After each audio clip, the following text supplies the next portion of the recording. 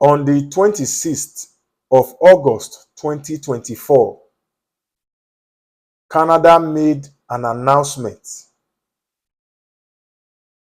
terminating that temporary policy they put in place that could allow visitor visa holders to come to Canada, search for jobs, apply for jobs. And if these visitor visa holders get these jobs in Canada, they could apply for a work permit from within Canada and start to work. Since this cancellation or termination of this temporary policy, a lot of people have been left stranded. A lot of people have sent me messages asking Osa Comedy what is the way forward. Now, I have received messages from this first group of people. These are the people who already went to Canada.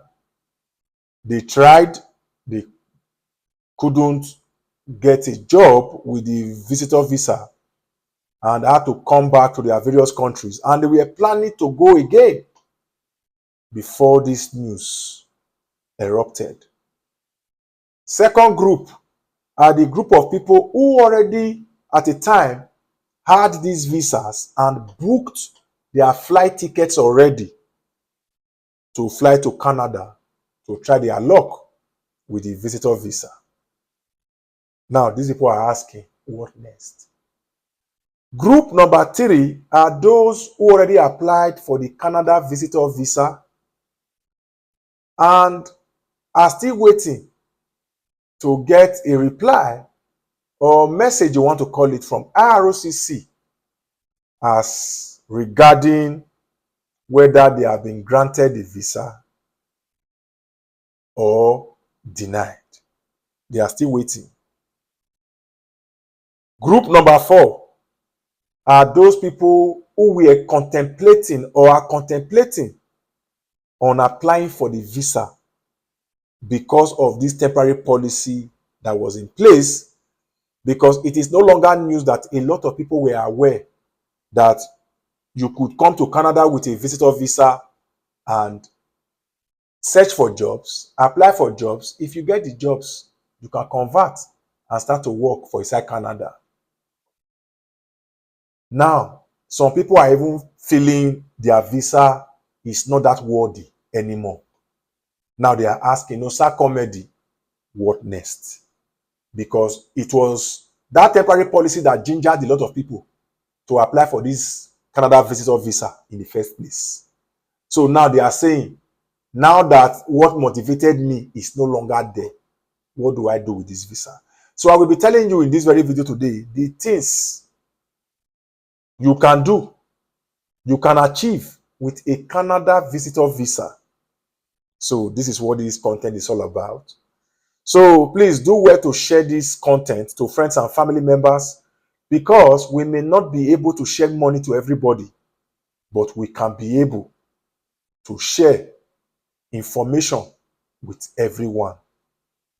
The question is, are you willing to share with others, just like I'm sharing with you? Only you can answer that. If you are just coming across my channel for the first time, my name is Osa Comedy, the man with the remedy. Many of my fans, they call me Nusa with the source from the source. You know why? That is because I bring legit travel updates from the source directly to you. And here we don't sugarcoat anything. We say it the way it is. Please do well to subscribe to this channel if you have not yet done so. And also don't forget, I am not a travel agent. I do not do visas. I do not give people jobs abroad. Please give this video a big thumbs up so that YouTube can recommend these videos to others who might as well be interested. Or you want to call it a like, give it a big like. And thank you very much, my returning subscribers and my existing subscribers. I really appreciate you. Thank you very much. Now, number 1, I'm going to be telling you the things you can achieve One, you can still go to Canada. Like I said in one of my videos of recent, hustle for employers. I use the word hustle. Many of you know what that word means. You can go there, spend a week, 2 weeks, as your pocket can carry. Look around, talk to people, network, connect. You can even do this from your countries. But if you have enough, you feel like, okay, let me just still go there, see how Canada looks like. Let me see if I can network, find people who can say, okay, we can give you a job offer. We can employ you. All you have to do is to go back to your country to process your work permit. The difference with that temporary policy that was terminated and when that policy was in place is that when that policy was in place, you could apply for a work permit while you are in Canada. You start the processing from A to Z and you get your work permit. Now that this temporary policy has been terminated, you will now have to process this thing from your country. You can start the processing from inside Canada, but you will be submitting your passport outside Canada, most preferably your country of origin or your country of residence. So that is just the difference. So you can still go there, look around. Two, you can also go to Canada with a Canada visitor visa and study. I have done these videos before, and I am still saying it here again. Now, how possible can this be? Normally in Canada, to study for short programs like 3 months, you don't necessarily require a study permit. So with a Canada visitor visa, you can go to Canada, study these short courses, and you have to register for these short courses within your first 6 months right there in Canada. So the way people do it is that when they get to Canada, immediately they apply for these short courses. And eventually, after you pass out, they apply to study full programs right there in Canada. And you just have to follow the necessary steps. There are steps where you have to apply for the school, where you have to apply to the school, submit your application. After rounding up your short program, and there's just a process. You can look that up. Now, and once you are admitted, you can start studying like every other student in Canada. Just the way people are applying to study in Canada from their various countries, pay tuition deposit, do this, do that. Through a visitor visa route, you can do it.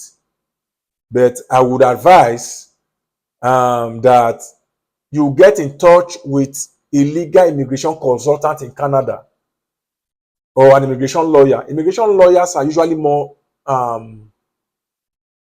they are more cost, very expensive than legal immigration consultants in many cases. So you can consult a legal immigration consultant. They can help you, teach you, direct you on the path to follow to study with a visitor visa. That's two. The third one is asylum. With a visitor visa, we have to say the way it is. You can also go to Canada to seek asylum if you have all it takes, if you have the prerequisites. And also don't forget, asylum is a program that was built to harbor, to give safe refuge to people who are being persecuted in their countries, whether religiously, whether sexually, whether politically, and otherwise. If your life is in danger in your various countries, you can decide to go to any country like Canada to seek for asylum. That is how it is. If people are after your life, you feel like you're not safe in your country, you can also use your visitor visa to go to any country you feel like they have good asylum programs, to go and seek refuge. So it is very, very important for you to also know this. Now, the next one, what you can also do with a visitor visa, I have told you, you can still go to Canada also for employers, and if given jobs or job, you can apply for a work permit from your country.